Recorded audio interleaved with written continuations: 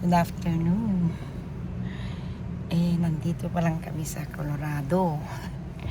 We traveled from Tuguegarao May 4. Then natulog kami sa sa Manila. We flew.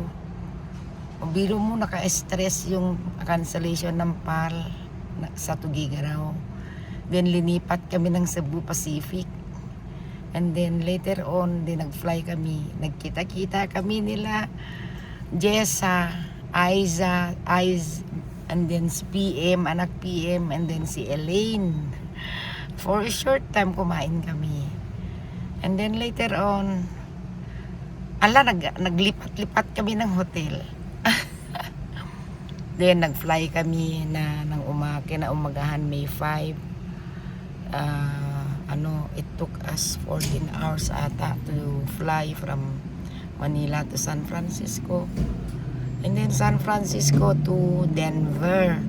Finally, we are still here in Colorado. Nasa Brighton kami. Dito kami nag-stay noon for 9 years kami ata dito, for 8 years.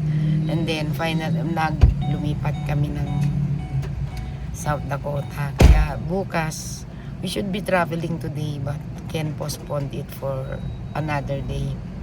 We are retired. There's no rush daw, sabi niya. We just relax, pasyal-pasyal, kain, inom. And so, thank you. Colorado here. Thank you. See you again. Hindi ako active ngayon sa YouTube.